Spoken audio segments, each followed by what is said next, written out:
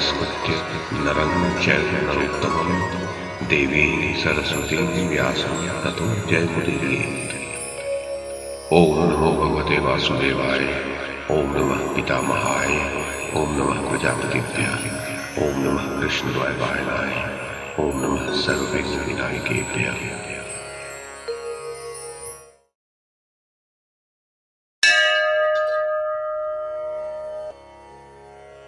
वैशंपायन जी कहते हैं, जन्मेजय, प्रातःकाल मधुर स्वर से युक्त बहुत से सूत और मागध, शंख और दुंदुभियों के घोष से भगवान श्री कृष्ण को जगाने लगे। तब समस्त यदुवंशियों के शिरोमणि दशार नंदन श्री कृष्ण ने शैया से उठकर प्रातःकाल का समस्त आवश्यक कर्म क्रमशः संपन्न किया। संध्या तर्पण और जप करके अग्निहोत्र करने के पश्चात माधव ने अलंकृत होकर उदय काल में सूर्य का उपस्थान किया। उसी समय राजा दुर्योधन और सुबल पुत्र शकुनी भी संध्योपासना में लगे हुए श्री कृष्ण के पास आए और उनसे बोले, गोविंद, महाराज धृतराष्ट्र सभा में आ गए हैं। भीष्म आदि कौरव तथा अन्य समस्त भूपाल भी वहां उपस्थित हैं। जैसे स्वर्ग में देवता इंद्र का आवाहन करते हैं, उसी प्रकार भीष्म आदि सब लोग आपसे वहां दर्शन देने की प्रार्थना करते हैं। जन्मेजय, ये सुनकर भगवान श्री कृष्ण ने परम मधुर सांत्वनापूर्ण वचन द्वारा उन दोनों का अभिनंदन किया। तदनंतर सूर्यदेव के उदित हो जाने पर जनार्दन ने ब्राह्मणों को दान दिया। उसके पश्चात क्षुद्र घंटिकाओं से विभूषित और उत्तम अश्वों से जुते हुए चमकीले विशाल रथ के साथ दारूक शीघ्र ही भगवान की सेवा में उपस्थित हुआ। भगवान के लिए जोत कर खड़ा किया हुआ वह विश्वविख्यात श्रेष्ठ रथ बड़ी शोभा पा रहा था। उसमें शैब्य, सुग्रीव, मेघपुष्प और बलाहक नाम वाले 4 अश्व जुटे हुए थे।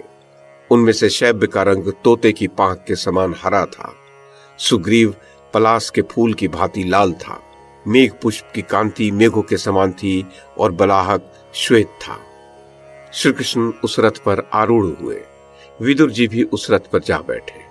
श्री कृष्ण के पीछे पीछे दुर्योधन और सुबल पुत्र शकुनी भी दूसरे रथ पर बैठकर चले। सात्विकी, कृतवर्मा और विष्णुवंश के दूसरे रथी भी गजों, अश्वों तथा रथों पर बैठकर श्री कृष्ण के पीछे पीछे गए। कौरव सभा के समीप पहुंचकर श्री कृष्ण के अनुगामी सेवकों ने शंख और वेणु आदि वाद्यों की ध्वनि से संपूर्ण दिशाओं को गुंजा दिया। तत्पश्चात अमित तेजस्वी राजाओं की वह सारी सभा भगवान श्री कृष्ण के शुभागमन की आकांक्षा के कारण हर्षोल्लास से चंचल हो उठी। सभा के द्वार पर पहुंचकर श्री कृष्ण ने रथ से नीचे उतरकर इंद्र भवन तुल्य उस कौरव सभा के भीतर प्रवेश किया। राजन, जैसे सूर्य अपनी प्रभा से आकाश के तारों को तिरोहित कर देते हैं, उसी प्रकार महायशस्वी भगवान श्री कृष्ण अपनी दिव्य कांति से कौरवों को आच्छादित करते हुए विदुर और सात्विकी का हाथ पकड़े सभा में आए। वसुदेव नंदन श्री कृष्ण के आगे आगे कर्ण और दुर्योधन थे और उनके पीछे कृतवर्मा तथा अन्य वृष्णिवंशी वीर थे। उस समय भीष्म और द्रोणाचार्य आदि सब लोग भगवान श्री कृष्ण का सम्मान करने के लिए राजा धृतराष्ट्र को आगे करके अपने आसनों से उठकर आगे बढ़े। श्री कृष्ण के लिए राजसभा में महाराज धृतराष्ट्र की आज्ञा से सर्वतोभद्र नाम का स्वर्ण में सिंहासन रखा गया था। उस पर बैठकर श्री श्याम सुंदर मुस्कुराते हुए राजा धृतराष्ट्र, भीष्म, द्रोण तथा दूसरे राजाओं से बातचीत करने लगे तथा समस्त कौरव और राजाओं ने सभा में पधारे हुए श्री कृष्ण का पूजन किया।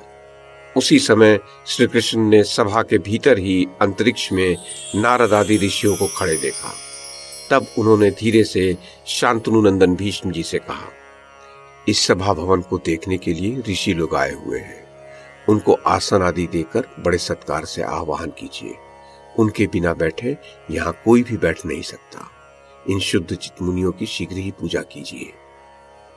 जन्मेजय, मुनियों को सभा के द्वार पर आया देख भीष्म जी ने बड़ी शीघ्रता से सेवकों को आसन लाने की आज्ञा दी। सेवक तुरंत ही बहुत से आसन ले आए। जब ऋषियों ने आसनों पर बैठकर अर्घ्य आदि ग्रहण कर लिया तो श्री कृष्ण तथा अन्य सब राजा भी अपने अपने आसनों पर बैठे। महामती विदुर जी श्री कृष्ण के सिंहासन से लगे हुए एक मणिमय आसन पर, जिस पर श्वेत मृगचर्म बिछा हुआ था, बैठे। राजाओं को श्री कृष्ण का बहुत दिनों पर दर्शन हुआ था, अतः जैसे अमृत पीते पीते कभी तृप्ति नहीं होती, उसी प्रकार वे उन्हें देखते देखते अघाते नहीं थे। उस सभा में सभी का मन श्री कृष्ण में लगा हुआ था। इस कारण से किसी के मुख से कोई भी बात नहीं निकल रही थी। जब सभा में सब राजा मौन होकर बैठ गए तो श्री कृष्ण ने महाराज धृतराष्ट्र की ओर देखते हुए बड़ी गंभीर वाणी में कहा, राजन, मेरा यहाँ आने का उद्देश्य ये है कि क्षत्रिय वीरों का संहार हुए बिना ही कौरव और पांडवों में संधि हो जाए। इस समय सभी वंशों में कुरुवंशी सबसे श्रेष्ठ माना जा रहा है। इसमें शास्त्र और सदाचार का सम्यक आदर है तथा और भी अनेक शुभ गुण हैं। अन्य राजवंशों की अपेक्षा कुरुवंशियों में कृपा, दया, करुणा, मृदुता, सरलता, क्षमा और सत्य ये विशेष रूप से पाए जा रहे हैं। इस प्रकार के गुणों से गौरवान्वित इस वंश में आपके कारण यदि कोई अनुचित बात हो तो यह उचित नहीं होगा। यदि कौरवों में गुप्त या प्रकट रूप से कोई असद्व्यवहार होता है तो उसे रोकना तो आपका ही काम है। दुर्योधन आदि आपके पुत्र धर्म और अर्थ की ओर से मुंह फेरकर क्रूर पुरुषों के से आचरण करने लगे हैं। अपने खास भाइयों के साथ इनका अशिष्ट पुरुषों का सा आचरण रहा है तथा चित्त पर लोभ का भूत सवार हो जाने से इन्होंने धर्म की मर्यादा को सर्वथा छोड़ दिया है। ये सब बातें आपको ज्ञात ही है। ये भयंकर आपत्ति इस समय कौरवों पर ही आई है और यदि इसकी उपेक्षा की गई तो ये सारी पृथ्वी को चौपट कर देगी। यदि आप अपने कुल को नाश से बचाना चाहें तो अब भी इसका निवारण किया जा सकता है। मेरे विचार से इन दोनों पक्षों में संधि होनी बहुत कठिन नहीं है। इस समय शांति कराना आपके और मेरे ही हाथ में है। आप अपने पुत्रों को मर्यादा में रखिए और मैं पांडवों को नियम में रखूंगा। आपके पुत्रों को अपने बाल बच्चों सहित आपकी आज्ञा में रहना ही चाहिए। यदि वे आपकी आज्ञा में रहेंगे तो इनका बड़ा भारी हित हो सकता है। महाराज, आप पांडवों की रक्षा में रहकर धर्म और अर्थ का अनुष्ठान कीजिए। आपको ऐसे रक्षक प्रयत्न करने पर भी नहीं मिल सकते। भरत श्रेष्ठ, जिनके अंदर भीष्म, द्रोण, कृप, कर्ण, विविंशति, अश्वत्थामा, विकर्ण, सोमदत्त, बाल्हिक, युधिष्ठिर, भीमसेन, अर्जुन, नकुल, सहदेव, सात्यकी और युयुत्सु जैसे वीर हों, उनसे युद्ध करने का किस बुद्धिहीन को साहस हो सकता है। कौरव और पांडवों के मिल जाने से आप समस्त लोगों का आधिपत्य प्राप्त करेंगे तथा शत्रु आपका कुछ भी नहीं बिगाड़ सकेंगे तथा जो राजा आपके समकक्ष या आपसे बड़े हैं वे भी आपके साथ संधि कर लेंगे। ऐसा होने से आप अपने पुत्र, पौत्र, पिता, भाई और सुहृदों से सब प्रकार सुरक्षित रहकर सुख से जीवन व्यतीत कर सकेंगे। यदि आप पांडवों को ही आगे रखकर इनका पूर्वत आदर करेंगे तो इस सारी पृथ्वी का आनंद से भोग कर सकेंगे। महाराज, युद्ध करने में तो मुझे बड़ा भारी संहार दिखाई दे रहा है। इस प्रकार दोनों पक्षों का नाश कराने में आपको क्या धर्म दिखाई देता है?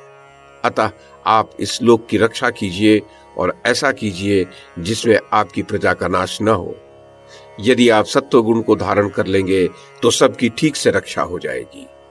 महाराज, पांडवों ने आपको प्रणाम कहा है और आपकी प्रसन्नता चाहते हुए ये प्रार्थना की है कि हमने अपने साथियों सहित आपकी आज्ञा से ही इतने दिनों तक दुख भोगा है। हम 12 वर्ष तक वन में रहे हैं और फिर 13वां वर्ष जनसमूह में अज्ञात रूप से रहकर बिताया है। वनवास की शर्त होने के समय हमारा यही निश्चय था कि जब हम लौटेंगे तो आप हमारे ऊपर पिता की भांति रहेंगे। हमने उस शर्त का पूरी तरह पालन किया है। अतः जैसा तय किया गया था अब आप वैसा ही व्यवहार कीजिए। हमें अब अपने राज्य का भाग मिल जाना चाहिए।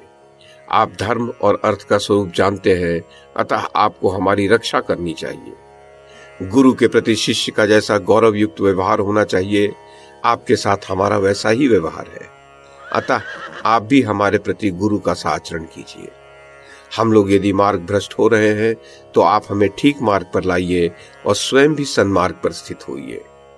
महाराज, इसके सिवा आपके उन पुत्रों ने इन सभासदों को भी कहलाया है कि जहां धर्मज्ञ सभासद हों वहां कोई अनुचित बात नहीं होनी चाहिए।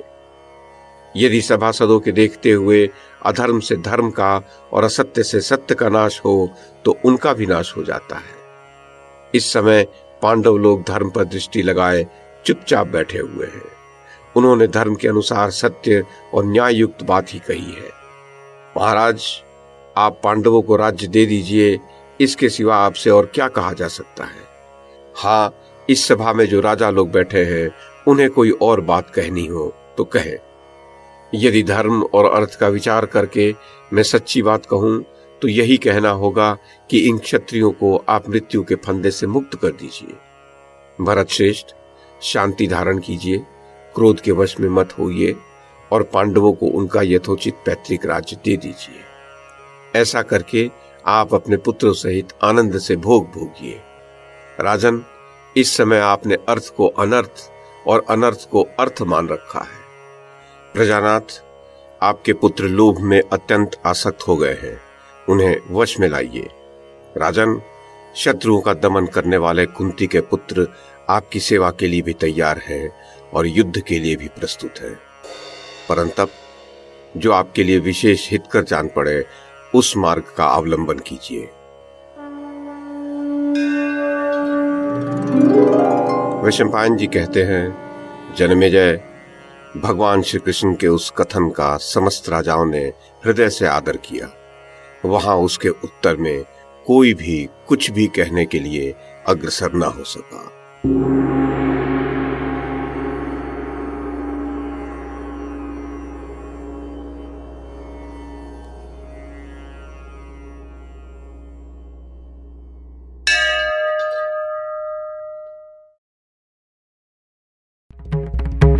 YouTube के माध्यम से महाभारत की कथा को एक श्रृंखला के रूप में प्रस्तुत करने का हमारा ये प्रयास यदि आपको सराहनीय लगा हो तो कृपया इस कड़ी को लाइक और शेयर करें, चैनल को सब्सक्राइब करें और बेल आइकन को दबाएं। साथ में अन्य लोगों को भी देखने के लिए प्रेरित करें।